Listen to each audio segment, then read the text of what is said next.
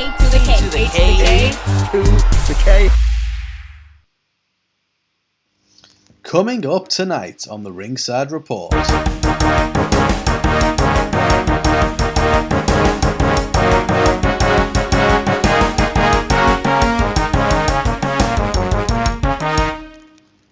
Sammy Guevara confirms split from his fiancée.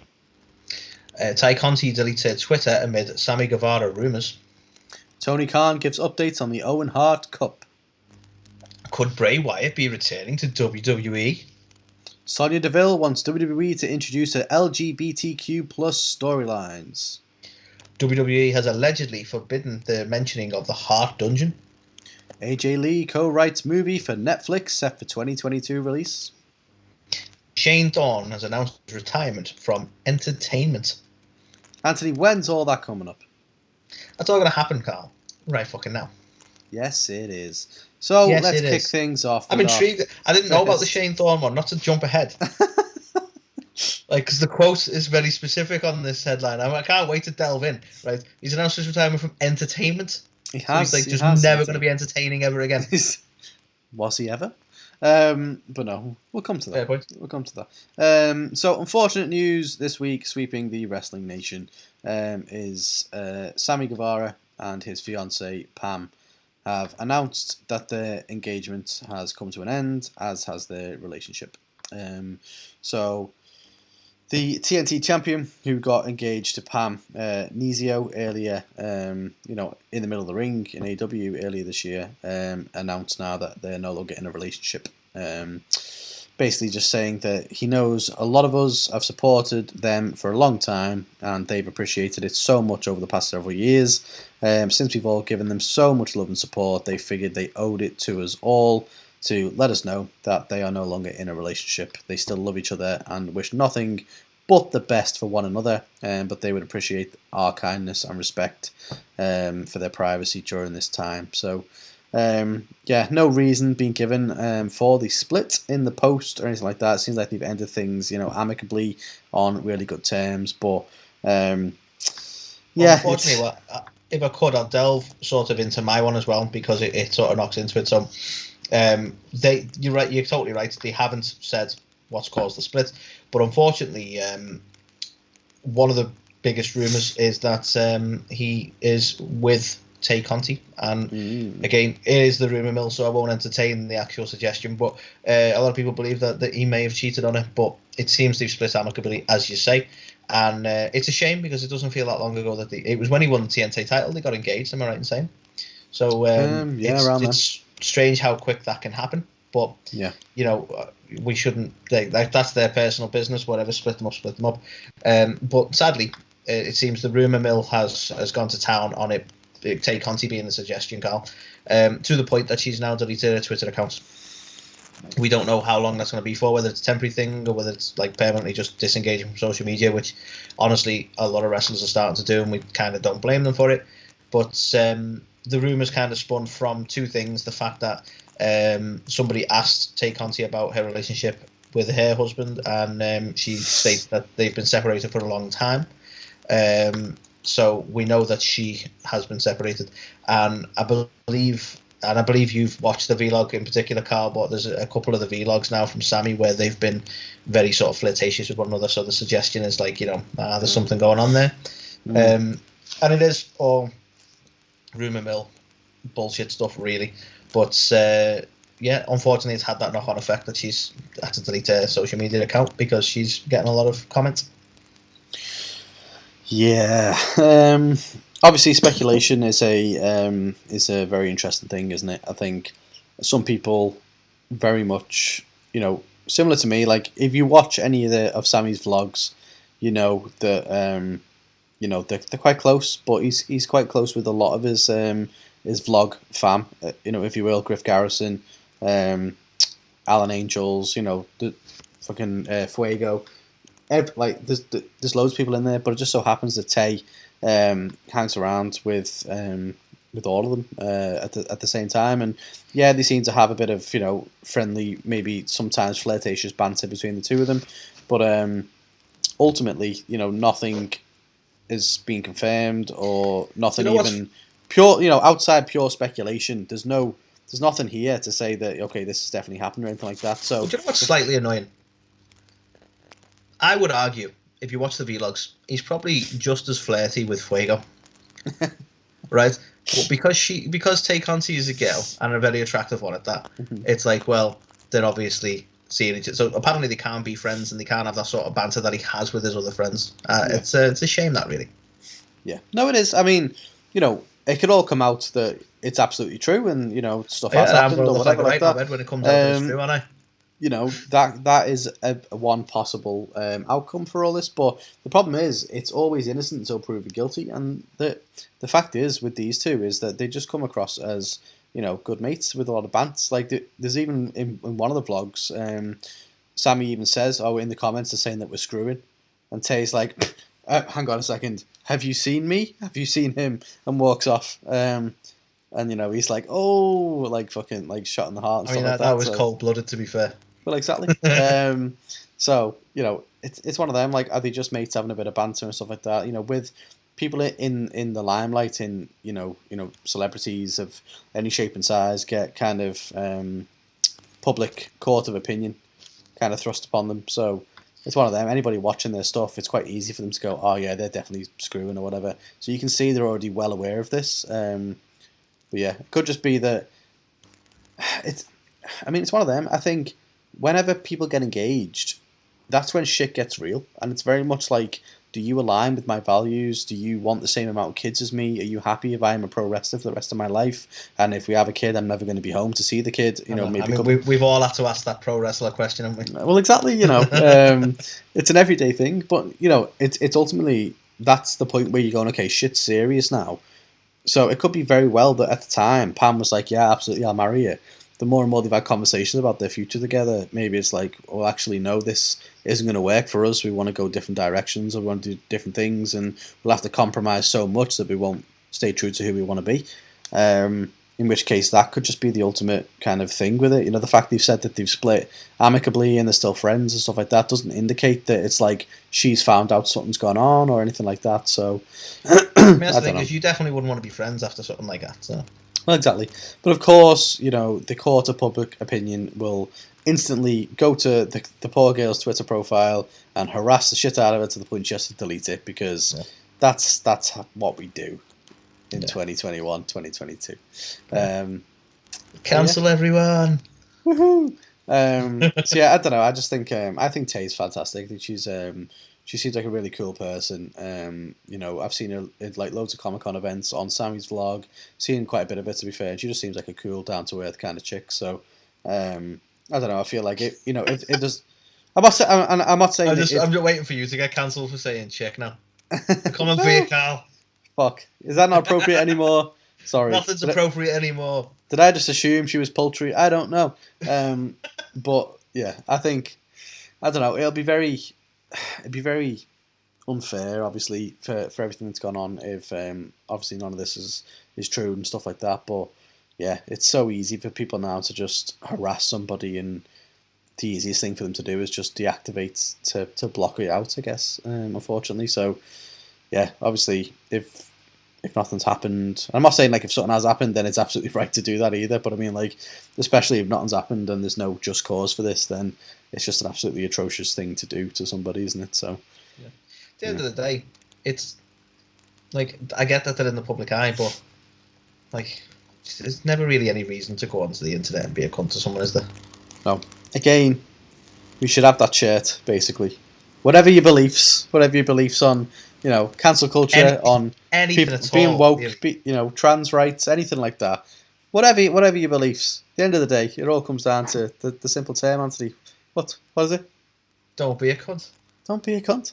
It's a simple rule to live by, Carl, right? If you're going to say something, right, before you say anything, if you're going to say something and you think to yourself, does that sound a bit cunty, right? Well, exactly. It probably is.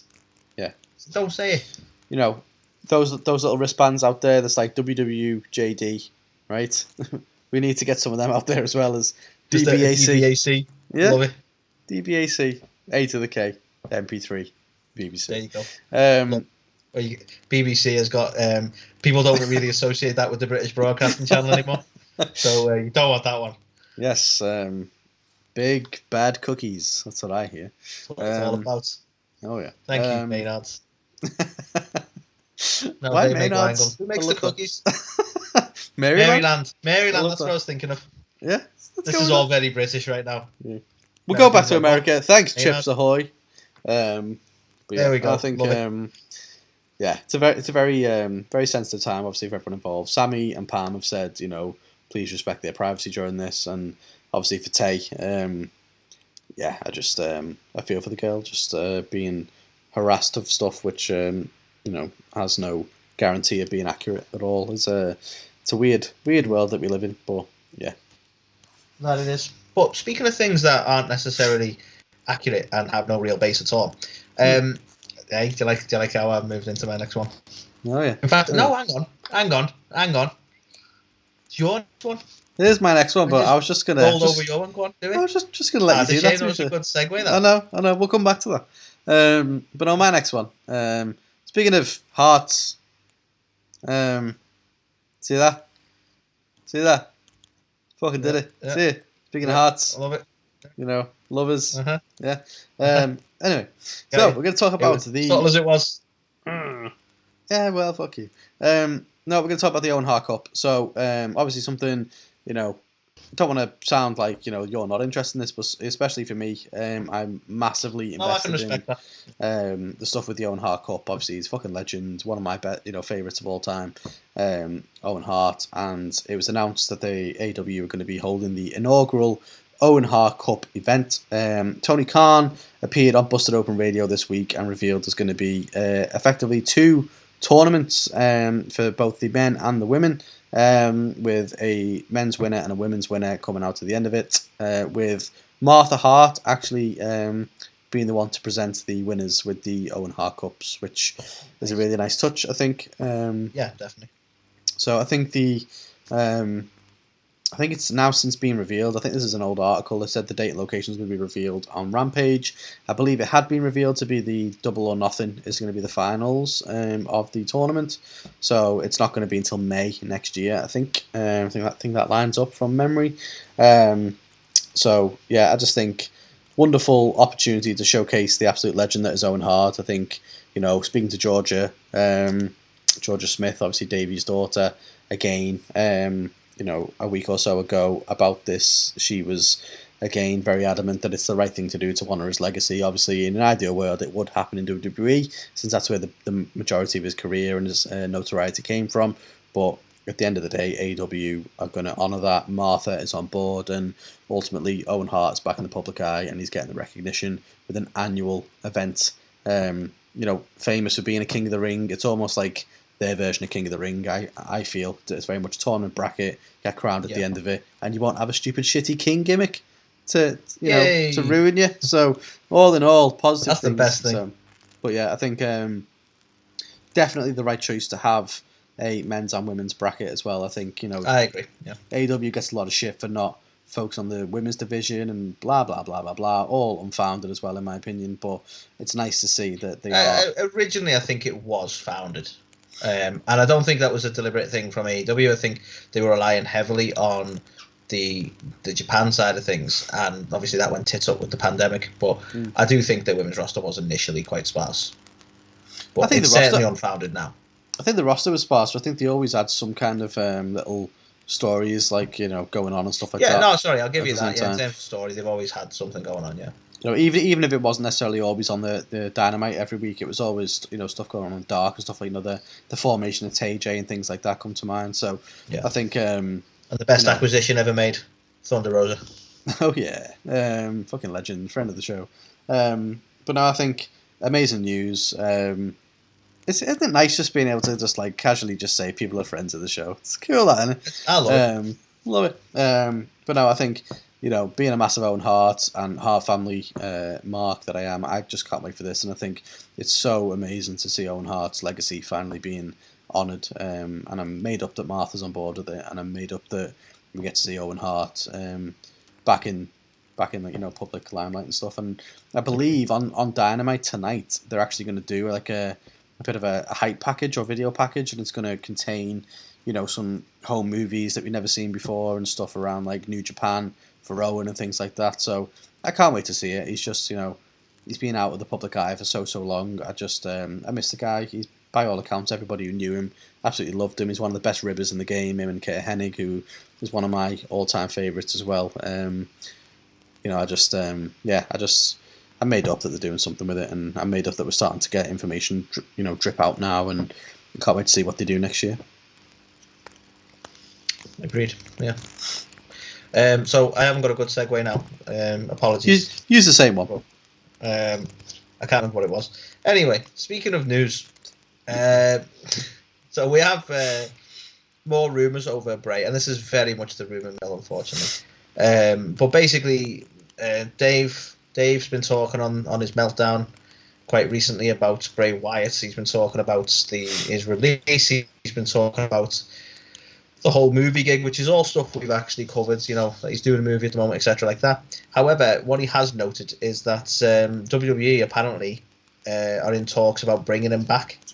And the reason that this is very much the rumour mill is because it's also precursored with, it's unclear if Bray has any interest. So it might probably, that's great. The company that sacked him a few months back might want him back. No idea. I mean, don't get me wrong, it's worth a talking point, so I'm not just trying to, bring this into the news so I can sort of moan about it. This was Bray's home for 12 years or so. His father was involved in the creative side of things. His brother was there for a while. So you better believe he was. So he had a lot of time there, a lot of prominence there as well. So, I can understand if there may be some love for it, because he kind of hated everything about it. It's a bit shady the way things went down, and we still don't know. A lot of people say he was hard to work with, etc. We don't know what the motivating factors for the releasing somebody who was so popular were, or why they're so keen, or potentially so keen on bringing him back now. But do you think this is something that we could see happen, Carl? Is the question I'll bring to you. I genuinely don't know.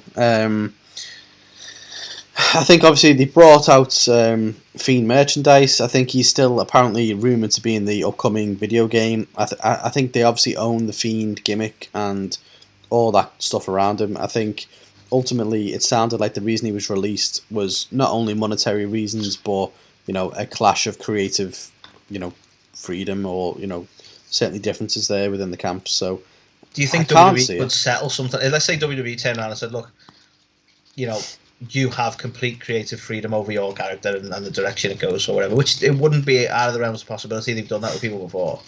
Do you think that they might offer something like that could bring Bray back? Or I think if they were going to, they wouldn't have released him in the first place. It sounds like they released him because they felt that he was disgruntled and they weren't willing to concede to what he wanted to do. So, in which case, no. And I feel bad now as, we're here calling out Uncle Dave about, his fucking clickbaity headlines, and we're going to put out, is Bray coming back to WWE? We're clickbaiting on the back of his clickbait. That's not that bad. But yeah, so, I can't see it, to be fair, but I'm happy to be wrong. I think, by all accounts, if you want to be less clickbaity, maybe in brackets underneath, very small, obviously, just put probably not. Yeah, I might make that edit before it goes up, but yeah, I can't see it, unfortunately. No, I'm a massive fan of Bray, but no, I just can't see it. Okay, then there you go. So to answer the question, could Bray Wyatt be returning to WWE? No. So the next one to talk about is Sonya Deville. Believes that WWE should introduce more LGBT plus storylines organically. You missed the cue. Well, I know, but the headline from pinknews.co.uk did not add the cue, so I was very, very clear to try and be, true to the headline there. But yeah, is that a typo, or do we not have the cue anymore? It's LGBT plus throughout the whole article, so I don't know. Or just behind the times now. Yeah, I'm just honouring the headline, staying factual to that. But basically, Sonya Deville, as we know, came out publicly in 2015 that she revealed she is lesbian on Tough Enough. Now, she's since obviously made headlines off the back of her success has been the first ever kind of active, lesbian female WWE star out there. Since she did come out, she's continuously been almost a spokesperson for, the rights and the support of the LGBT plus community, and has advocated for kind of bringing more, queer representation into the WWE. She's got an idea even on how WWE could start incorporating those types of characters and storylines into its programs. She argued in an interview with TalkSport that basically including that should happen organically because it's just part of life. It's like every TV show usually has a gay character because statistically there would be a gay character. She explained she thinks it's a natural thing and she'd like it to be, really just organic if they ever kind of go down that route. But she also wants them to be done right, when they are being integrated into programming. It should be organic but subtle and make sense, not kind of over the top, and kind of similar. Go on. I totally fucking love that statement right there. Right, because WWE, not just WWE, a lot of companies, right, because they care more about ticking a box than anything else. They just sort of hammer it home to you. Like, look, we've got a gay character, and it doesn't feel natural. It does feel very forced, and because you might look at it and go, well, what has the sexuality got to do with wrestling? But you got to make the same argument across the board. We have storylines where the Miz is currently arguing with his wife, so relationships are relevant. So to me, it's just a case of approaching the exact same way that you do with those sort of relationships. If it's relevant to a storyline, it can be incorporated into a storyline in the right way, as Sonya says, then perfect. Like, what they don't want to do is turn around and go, well, it is a storyline about being a gay character or something along that line. Or, let's look at the old days of let's have the whole Billy and Chuck storyline. And that was very much the whole punchline, that months and months and months of them two being overtly sort of, I don't even want to say overtly gay, but campus, the way they approached that whole gimmick is are they a couple? Are they a couple? To the point that they even were getting to the point they were getting married, and then it was like, oh no, we're not gay, and it's like that was the punchline, that was the whole thing, and that's how WWE have sort of dealt with that sort of representation in the past, which kind of wasn't really representation; it was more of a joke, unfortunately. But now I think I'm glad she mentions that part, because you wouldn't just want. And obviously, this is the opinion of someone who they probably don't care about my opinion, no fairness, but they wouldn't. I much prefer if it's something that feels more organic. I think it'd be more damaging if they were just like, well, let's just include so we can say we've included. It makes much more sense to in keep with storylines. But why not? Why can't you have a storyline the exact same way you'd have the likes of using Miz and Maurice as my example? You could do the exact same thing. Yeah, and I think WWE's track record with this kind of thing hasn't exactly been wonderful, has it? To your point, if they were to introduce kind of a gay character, it would likely be a very over the top, effeminate gay character. If they were to introduce somebody, I don't know, trans or whatever, they would make it into some kind of comedy parody type thing. And I feel like, they definitely do need to move on from that. So I think Sonya's point of having it feel almost organic and just like a normal thing is absolutely right. And I'm a big believer of people do need role models and people to look up to. So the fact that WWE haven't really had historically many black world champions, for example, it's now that there is, there's the kind of the vehicle there now for children who are black to look up to, this is what they can do and who they can be. Sonya could be a perfect role model in that sense. Although, it's only because she mentioned it that we're aware of it. You know what I mean? Nothing about her character or storyline has been about her being gay.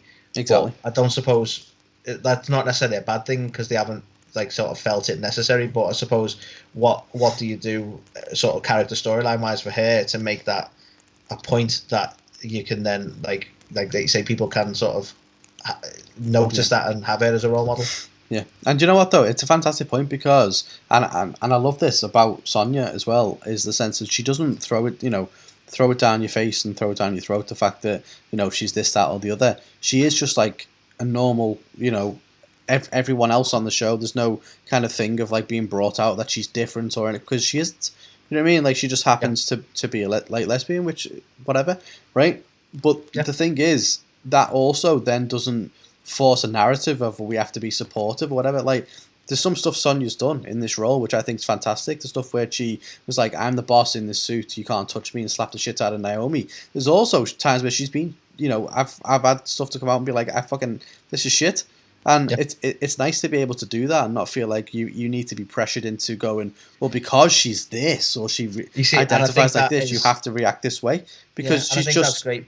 Like, that's where we totally need to right. be. And I don't know if it's deliberate or not, but because the WWE aren't sort of using her as a beacon, like this is us ticking that box for the community, then it takes that sort of away that you can like you say, you can approach it like you'd approach any wrestler. You either be a fan or you don't, or you like something or you don't. And I think by the sounds of the way Sonya's worded it, that's sort of what she's going for, that it needs to feel organic, it needs to feel natural, because that's exactly what it is. Yeah. Couldn't agree more. But no, I think she's definitely a fantastic role model, and she's clearly, doing her best to kind of get the kind of LGBT plus community represented, and to be a role model as well there. And I think she's smashing it in that regard. So, yeah, really nice little news article. I think that. Oh yeah, totally agree. So moving on to the next one, Carl, and this is another little one. I don't know if this is still the case, because this is. It's something we've been told recently, but was obviously from a little while ago, and you'll get what I mean in a sec. So we had one half of the Ascension from WWE, or formerly of WWE, Vic, on a podcast, the two-man power trip of wrestling podcast. And he was talking about his time in WWE, and he was talking about obviously being one half of the Ascension. And it also came up that he actually trained at the legendary Hart family dungeon. Mm-hmm. And he's actually said on the show that there's a reason that not a lot of people know that, and that is the fact that during his time in WWE, they forbid their performers from mentioning the Hart Dungeon on their programming, and he said he's not sure why. So he said that he used to regularly pitch it because it's one of his things. It was almost a known thing in wrestling. Like, if you're from sort of that area, if you're from Calgary, I think it was, and people sort of gravitate to that. Like, the Hart family dungeon is legendary, so a lot of people is like, this guy's going to be a good wrestler, and I think a lot of what he wants to do was to sort of include that as like, well, like, this, I've been trained by some of the best kind of thing. But apparently he reckons that when they got to FCW, as it was at the time, they were just like, nope, we're not letting you say that anymore. And that was sort of the bottom line of it.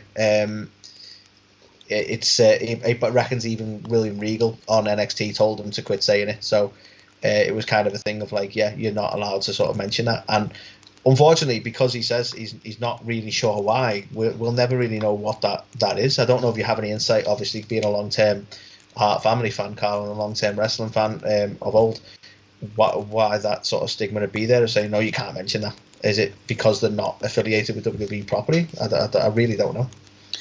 It's a weird one, isn't it? I don't know whether or not because he's not specifically part of like the Hart family or something that they wanted to shy away from it. I think typically anyone who gets touted as being kind of from the Hart Dungeon or whatever is typically a Hart, or in some way associated with the family. But I think Victor, obviously from the Ascension, like I never knew that at all before this storyline, so it's a weird one, the fact that they've had to keep him, or he's had to keep that suppressed and they haven't shouted about it. Maybe because they went down the decision to put him in a tag team and kind of go on a different route with him, they didn't want him to bring it up because it wasn't relevant. But a couple of his comments I found interesting, because he said, like, basically in his career, it always gave him a lot of credit when he'd go somewhere. He even mentioned when he went to England for the first time, like, because again, it's so well known, it would give him a lot of credit. And he said that he always felt that sort of mentioning that connection to it always went a long way. But then, obviously, when he went to FCW, it was like, basically, no, what you are doesn't matter anymore, was the sort of the way he's phrased it. So I mean, it almost feels kind of sad when you put it like that. Do you know what I mean? Like, Yeah. Because it was obviously something so big, such a big part of him and who he was, and he was so proud of it. And they're just like, yeah, it doesn't matter. Don't talk about it. It's a very fair point, and no disrespect to Victor or Connor or the whole Ascension tag team, but I think if Victor would have been billed as being part of the Hart Dynasty or from the Hart Dungeon or whatever, straight away that would have resonated with the audience. So whether or not they just didn't feel like he had it or they wanted to keep that away for whatever reason, I'm not really sure, but it feels like potentially a wasted opportunity because there's not that many people coming from the Hart Dungeon anymore because it doesn't really exist as such. I know Tyson and Natty are trying to keep something alive there, but I think TJ obviously he was like the last graduate of the Hart Dungeon was his gimmick, wasn't it? So it's almost like well, yeah, strange one, but no, I think you should definitely lean into that because it is wrestling royalty in it. So. Oh yeah, of course, yeah.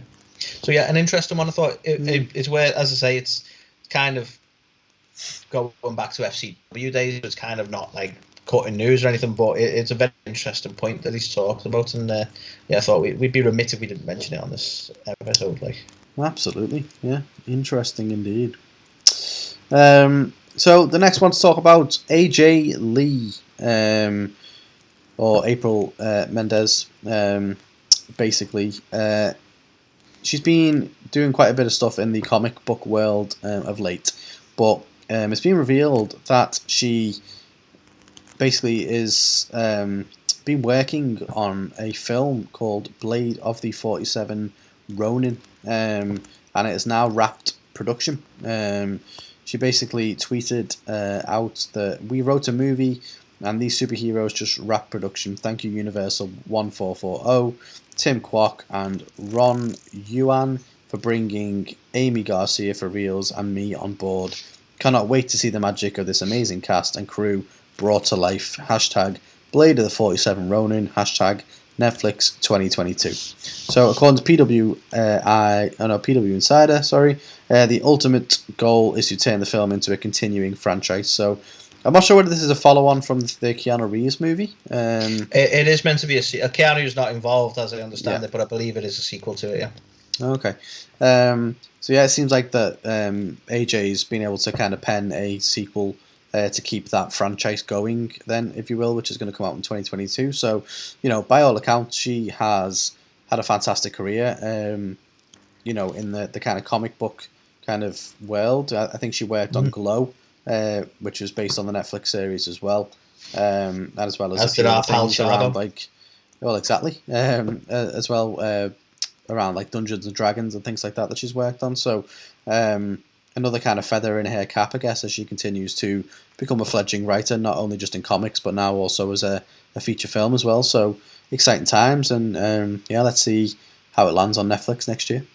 Indeed. So, Carl, do you want a misleading headline? Because this is a fun one. Go on. So, Shane Thorne, or Shane Hastings, I believe he's known now. He's not in WWE.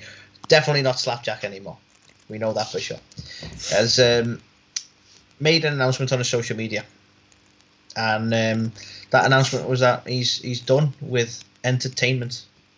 I was like, he's retiring. He even phrased it as a retirement announcement, Carl. Turns out he's being not a troll, having a jab at WWE.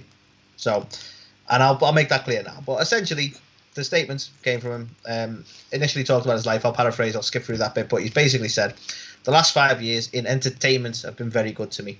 So I think I'm done. I'm done with that. But now it's time to get back to what I do best. And that's why I'm here to announce that in 2022, I am coming out of retirement and back to the world of professional wrestling. So, tongue in cheek. Tongue in cheek indeed. But this, to me, he hasn't said where he's headed. He's not confirmed that at all. But he's suggesting it's somewhere that is considered professional wrestling as opposed to wrestling entertainment. Now, I don't know if any other promotions class themselves as more of an entertainment brand. It seems to be very much a WWE thing.